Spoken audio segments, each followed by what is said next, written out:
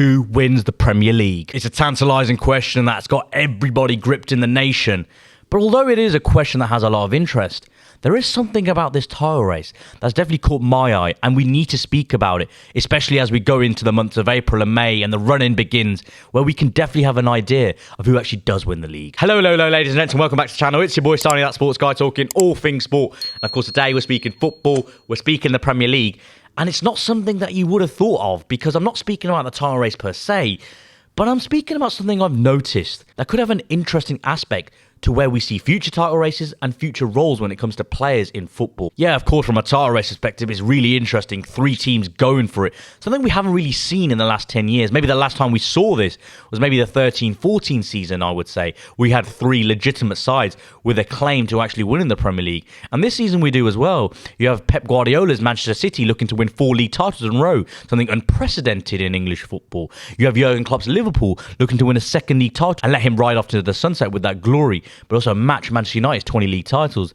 And then, of course, you have Mikel Arteta's Arsenal looking to win a league title for the first time in 20 years. All have interesting narratives, but the one narrative I want to speak about is this hybrid position that every single one of these teams has that could go a long way to determining who actually does win the Premier League. Because all 3 of these teams have actually deployed a player that not only has that out-and-out centre-forward ability, but also can tuck into midfield. For Man City, it's been Julian Alvarez. For Liverpool, it's been Cody Gakpo. And for Arsenal, it's been Kai Havertz. If you look at Cody Gakpo, for example, he's played almost exactly 1/3 of his minutes in midfield, 1/3 out wide, and 1/3 as Liverpool's primary striker.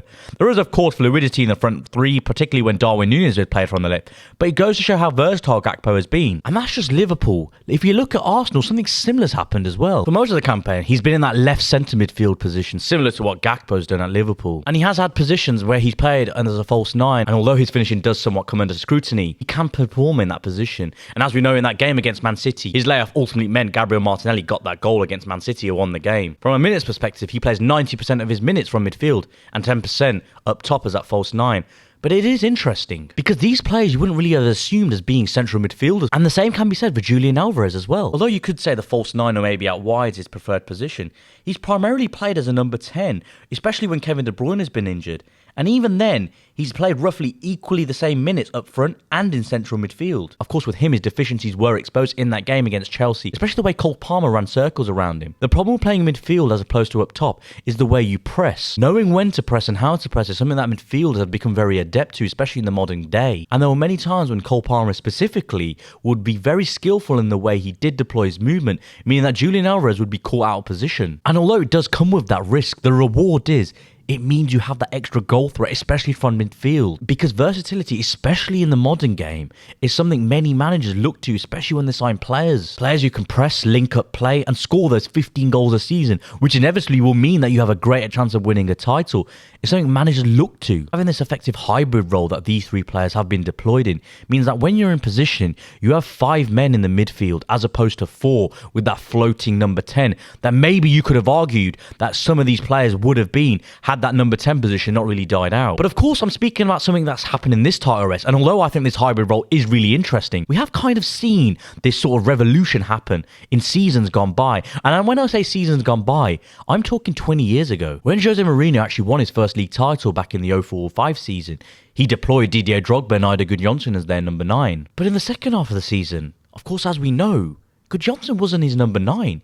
He was actually played in midfield alongside Lampard and Makelele. The great guile he actually offered in midfield meant that him, Lampard and Drogba, as well as the likes of Damien Duff and Ian Robin, would score goals galore, and having that protection from a Claude Makelele meant that he had that freedom to roam. And I think you could apply the same to Havertz, Gakpo and definitely Alvarez as well. Each 3 of these players have central midfielders in their system that mean they have that license to float almost. And although the numbers are very similar between the 3 players, whichever of these 3 players and effectively teams utilizes this role of theirs to the best of their ability, I think has a very good chance of actually winning the league. It goes without saying, every single one of these teams has players that can win a game, that can win a football match on their day. You have the likes of Salah at Liverpool, you have the likes of Bukayo Saka at Arsenal, you have Kevin De Bruyne, Haaland at Man City, to just name a few players from each team. But this role that these players effectively have in their team has been really important for getting key goals in key moments. But even if you don't think this hybrid role has been interesting, especially in this Premier League title race, it's something that we could see for many teams across the league and maybe across Europe in the coming seasons. Because football's always been about revolution and about changing with the times. And this chestnut, you can definitely add on to the other chestnuts that we have as well. Because this title race is about to get even more interesting. Thank you very much for watching, guys. Really appreciate it. Definitely an interesting maneuver I've done on the title race per se. Of course, in the coming weeks, when we start to get into the thick of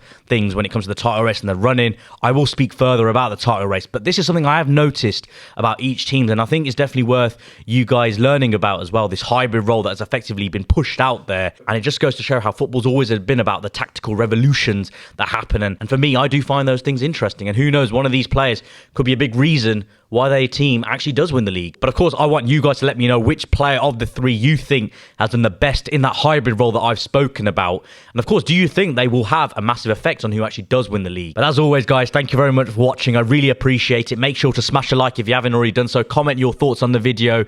Share with your friends and family. And if you're new to the channel, please subscribe. But as always, until next time, peace.